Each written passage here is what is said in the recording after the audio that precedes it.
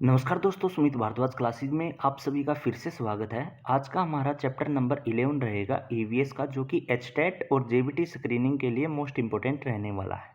तो जिस भी बच्चे को ईवीएस के नोट्स चाहिए, डिस्क्रिप्शन में व्हाट्सअप नंबर मिलेगा, वहां जाकर आप मैसेज कर सकते हैं। जो भी फीस होगी वो आपको बता दी जाएगी। चलिए आज के टॉपिक के बारे में हम क्या है बात करते हैं।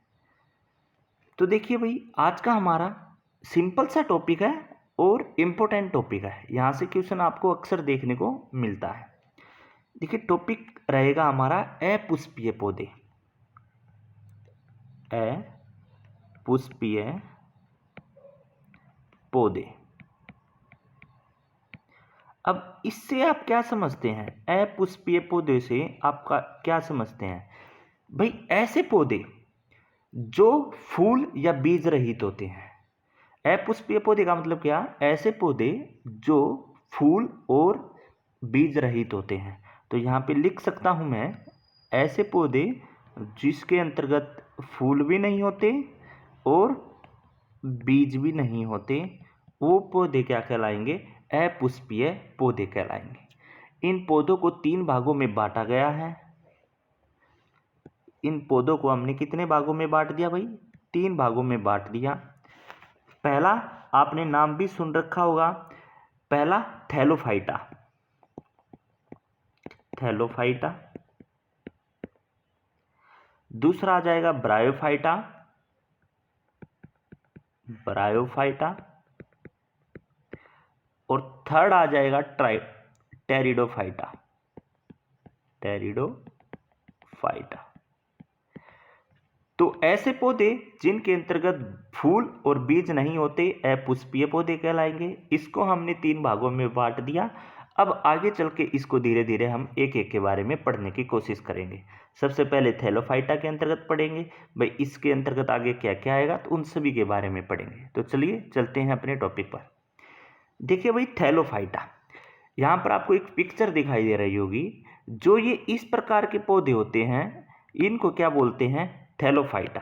कहने का मतलब क्या है कि ऐसे पौधे जिन पौधों का क्या है, शरीर ना तो जड़ होती है, ना तना होता है, ना पत्तियां होती हैं, इन सभी में नहीं बटा होता, वो पौधे क्या कहलाएंगे? थैलोफाइटा। आप देख रहे होगे यहाँ पे इसके ऊपर क्या है, ये पौधे उगे हुए हैं। इसमें ना तो आपको कोई जड़ दिखाई दे रही है, ना इनकी कोई पत्तियां दिखाई दे रही हैं, और ना ही इनका क्या है, कोई तना दिखाई दे रहा है। तो ऐसे पौधे जिसके अंतर्गत या जिन पौधों का शरीर जड़, तना और पत्तियों में नहीं बटा होता, वो क्या कहलाएंगे? थैलोफाइटा कहलाएंगे। ठीक है, तो यहाँ पे लिख सकते हो ना आप, जिसके अंतर्गत जिसका शरीर में ना तो तना होता, ठीक है, और ना ही मैंने क्या बताया, जड़ होती, और ना ही पत्तियां होती,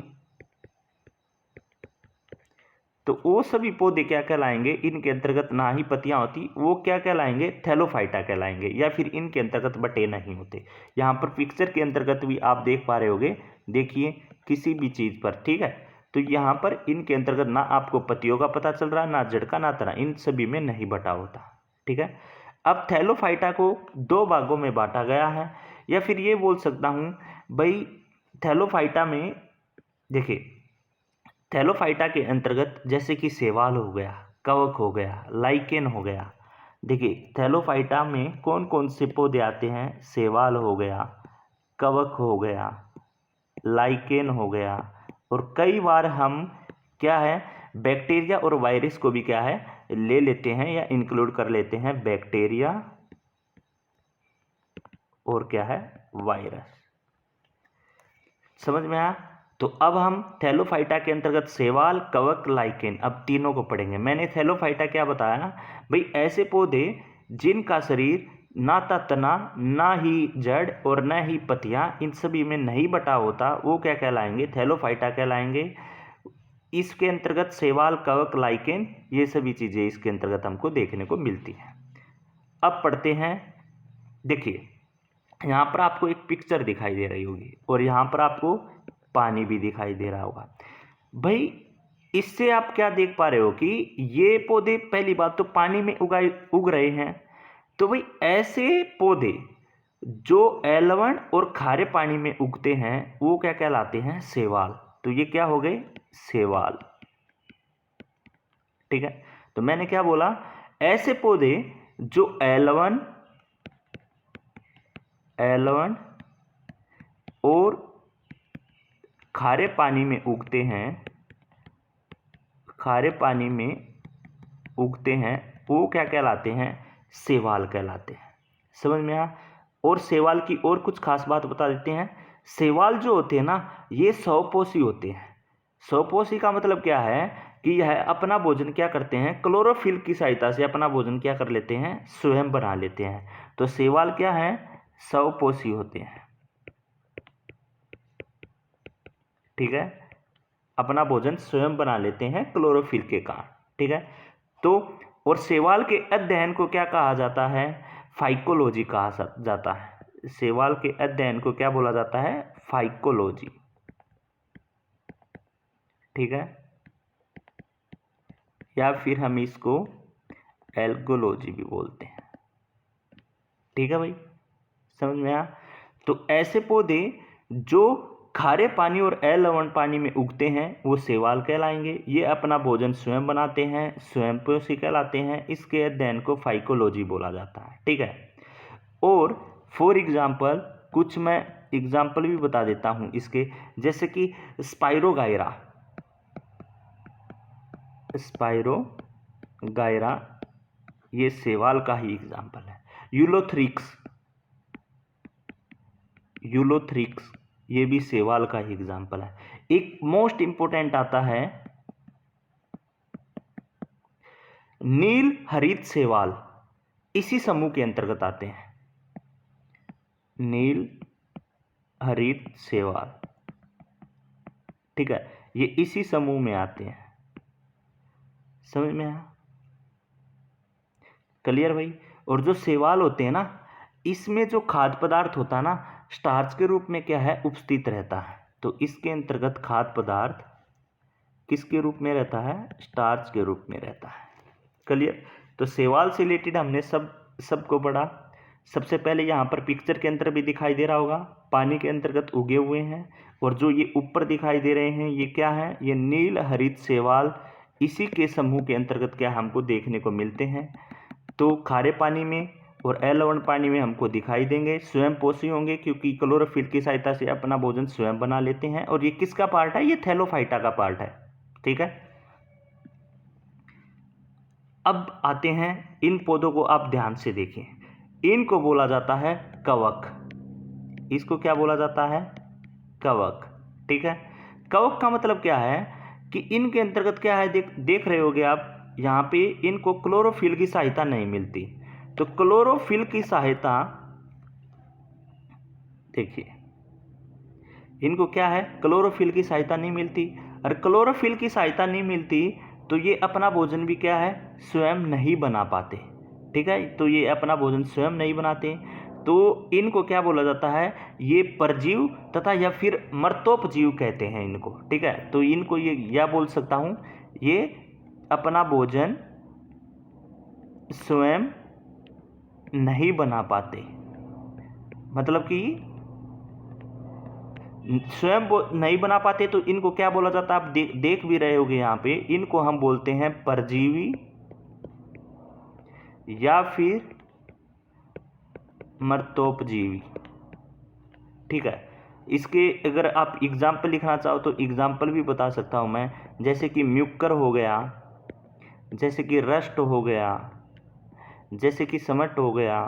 तो इस प्रकार से काफ़ी एग्जाम्पल भी हैं। हमने पीछे शैवाल के अंतर्गत देखा था कि इसके अंतर्गत शैवाल का जो भोज्य या खाद्य पदार्थ था वो किसके अंतर्गत उपस्थित रहता था, वो स्टार्च के अंतर्गत रहता था। पर कवक में क्या होता है, जो इसका खाद्य पदार्थ है या भोज्य पदार्थ है वो ग्लाइकोजन या फिर वसा के रूप में रहता है। तो इसका जो भोज्य पदार्थ है कवक के अंतर्गत किस किस में बताया मैंने, ग्लाइकोजन या फिर वसा के अंतर्गत रहता है। ठीक है, या वसा के रूप में रहता है। समझ में आया। तो कवक भी आपको समझ में आ गया होगा, इसकी फोटो देखकर भी आपको पता चल रहा होगा कि भाई ऐसे पौधे हैं जो अपना भोजन ये स्वयं नहीं बना पा रहे, और ये इनको क्या बोलते हैं, मर्तोपजीवी बोलते हैं। तो ये क्या कहलाएंगे, ये कवक कहलाएंगे। ठीक है भाई, समझ में आया। तो अब आता है अगला।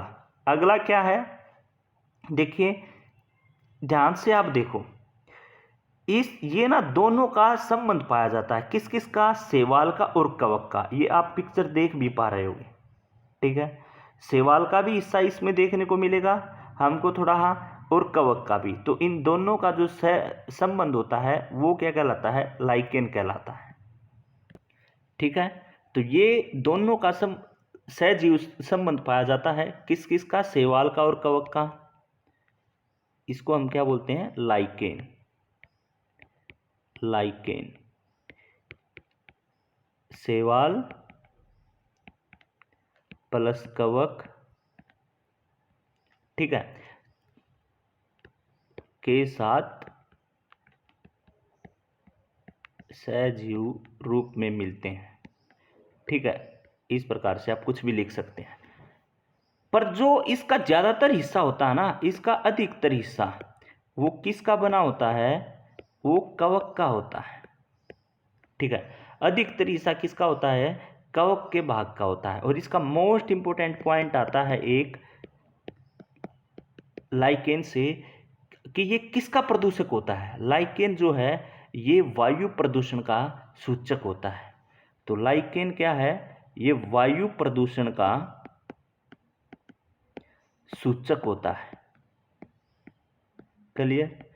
तो डायरेक्ट पूछता है क्वेश्चन, लाइकेन किस प्रदूषण का सूचक होता है, तो वायु प्रदूषण का सूचक होता है। क्लियर भाई, तो तीनों हमने पढ़ लिए। अब चलते हैं आगे। आगे आता है ब्रायोफाइटा। भाई ब्रायोफाइटा कौन से होते हैं, तो उसके बारे में देखते हैं।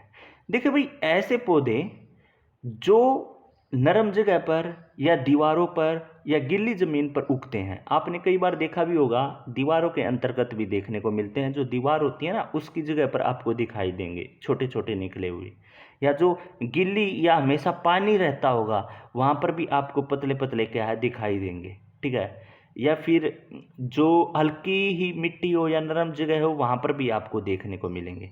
तो ऐसे पौधे जो नरम ठीक है, नरम दीवारों और गिल्ली जमीन पर आपको देखने को मिलेंगे, तो वो पौधे क्या कहलाते हैं, ब्रायोफाइटा कहलाते हैं। ठीक है, वो पौधे क्या कहलाते हैं, ब्रायोफाइटा कहलाते हैं। इसके अगर आप एग्जाम्पल लिखना चाहो तो एग्जाम्पल भी लिख सकते हो, जैसे कि रिक्सिया हो गया, फोरेला हो गया, बहुत सारे हैं, मकेंसिया हो गया। ठीक है, नाम भी नहीं याद रहेंगे आपको। अगर आप और देखना चाहो तो फ्यूनेरिया हो गया, ये भी इसी का है। ठीक है, पर आपने ये देखना है, ऐसे पौधे जो नरम दीवारों पर या गीली जमीन पर देखने को मिलते हैं वो ब्रायोफाइटा कहलाएंगे। ठीक है, क्लियर। और थैलोफाइटा क्या था, जो हमने सबसे पहले पढ़ा था, उसके अंतर्गत ना तो आपको क्या तना दिखाई देगा, ना जड़ दिखाई देगी, ना पत्तियां दिखाई देंगी। तो वो क्या कहलाते हैं, वो थैलोफाइटा कहलाते हैं। और उसके कवक वगैरह हमने पढ़े। फिर आगे आपको ये दिखाई दे रहा होगा पौधा, तो ये ऐसे पौधे हैं, इस पिक्चर देख के आपको क्या पता चल रहा है कि ऐसे पौधे जिसके अंतर्गत क्या है, जड़ भी विकसित हुई हुई है, तना भी है इसके अंतर्गत, पत्तियां भी आई हुई हैं, पर इन पौधों के अंतर्गत कभी भी फूल और फल नहीं आता। ठीक है, तो वो पौधे क्या कहलाते हैं, टेरिडोफाइटा। आपके सामने जो पिक्चर है, फोटो है, इससे भी आप बड़ी अच्छे से देख पा रहे होगे। देखिए, ये पत्तियां भी हैं इसके अंतर्गत, तना भी है, और इसके अंतर्गत जड़ वगैरह ये सभी हमको देखने को मिलती हैं। तो ये क्या कहलाते हैं, टेरिडोफाइटा। टेरिडोफाइटा।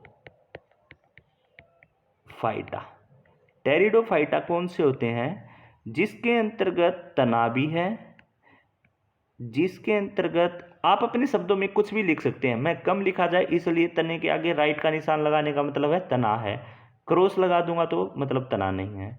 इसमें जड़ भी है, इसमें पत्तियां भी हैं, तो ऐसे पौधे जिसमें तना जड़ पत्तियां होती हैं पर इनमें फूल और फल ये नहीं आते, तो वो पौधे क्या कहलाएंगे? टेरिडोफाइटा।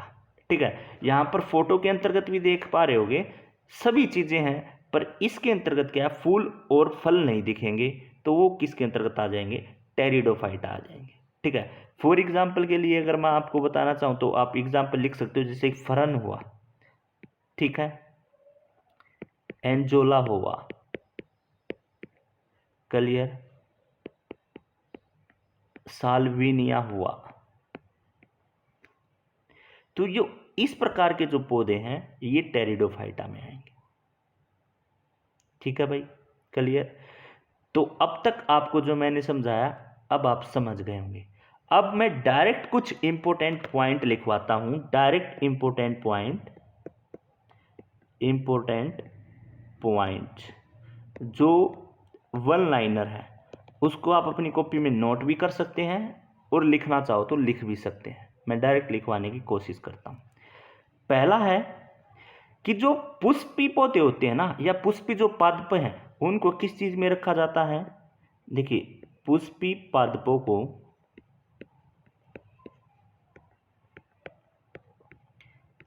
रखा जाता है, ठीक है। और दूसरा क्या था? अपुष्पी। आज हमने क्या पढ़ा? अपुष्पी। आज हमने अपुष्पी ही तो पढ़ा, ठीक है। तो पुष्पी पादपों को हम फेनरोगेम्स के अंतर्गत रखते हैं, ठीक है। और अपुष्पी को क्रिप्टोगेम्स के अंतर्गत। पूछ भी लेगा। ये वन लाइनर है, इसमें समझाने का तो इतना है नहीं, मैं डायरेक्ट आपको लिखवा रहा हूँ। जो समझाने का था मैंने सवाल भी पिक्चर के थ्रू भी बताने की कोशिश करी, ठीक है। नंबर 3 आता है, मैंने जो सवाल बताए, जो सवालों की कोशिका भित्ति बनी होती है ना, वो सेलुलोज की बनी होती है। तो सवालों की कोशिका भित्ति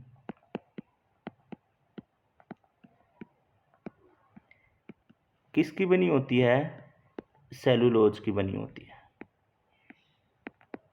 क्लियर। तो आप लिख भी सकते हैं, क्लियर भाई। जो कैल्प होता है ना, वो भी किससे प्राप्त होता है? शैवाल से प्राप्त होता है। कैल्प शैवाल से प्राप्त होता है, ठीक है भाई। ठीक, अब बात आती है, जो सबसे ज्यादा क्रोमोसोम्स होते हैं ना, वो किन पौधों में होते हैं? टेरिडोफाइटा में होते हैं। तो शायद नंबर 5 में आगे थे, सबसे अधिक क्रोमोसोम्स ये किन पौधों में होते हैं? मैंने जो 3 बताए, टेरिडोफाइटा में। टेरिडोफाइटा पौधों में सबसे ज्यादा क्या है? क्रोमोसोम्स हमको देखने को मिलते हैं, ठीक है भाई। आपने कई बार पढ़ा होगा कि भाई जो गोबर पर उगने वाला कवक होता है उसको क्या बोला जाता है? तो गोबर पर जो उगने वाला कवक है उसको हम कोप्रोफिल्स बोलते हैं, ठीक है। जो वृक्ष होते हैं, पेड़ होते हैं, उसकी छाल पर उगने वाले कवक को क्या बोलते हैं? कोर्टिकोल्स बोलते हैं, ठीक है। और कवक क्या होते हैं उन सभी के बारे में मैंने बताया था। जो अपना भोजन स्वयं नहीं बनाते वो मर्तोपजीवी कहलाते हैं, और उसकी मैंने पिक्चर भी आपको दिखाने की क्या है कोशिश करी थी, ठीक है। अब एक मोस्ट इंपॉर्टेंट आता है, यहाँ पे मैं लिख भी देता हूँ। वैसे मैंने पहले जब बताया था तब भी मैंने बताया था कि इंपॉर्टेंट है भाई। जो आपने देखा होगा कि चावल की जो फसल के लिए है ना, जो सबसे अच्छा उर्वरक का कार्य करता है वो कौन करता है? नील हरित शैवाल, ठीक है। तो चावल की फसल के लिए अच्छा उर्वरक का कार्य करता है, मैं थोड़ा कम लिखता हूं, ठीक है। तो वो कौन होता है? नील हरित शैवाल। आप अपने नोट्स में पूरा लिखना, ठीक है। आप अपने नोट्स में लिखना कि कौन सा एक जीव जो चावल की फसल के लिए जैव उर्वरक का कार्य करता है, वो होता है नील हरित शैवाल। ठीक है भाई, क्लियर। तो ये आप अपने शब्दों में प्रॉपर लिखना है। नंबर 7 अगर आप लिखना चाहो तो मैंने बताया जो वृक्षों की छाल पर या कवक होता है उसको क्या बोला जाता है, कोर्टिकोल्स। ठीक है। और मैंने एक और बताया था गोबर पर उगने वाला कवक, गोबर पर उगने वाला कवक क्या बोला जाता है, कोप्रोफिल्स।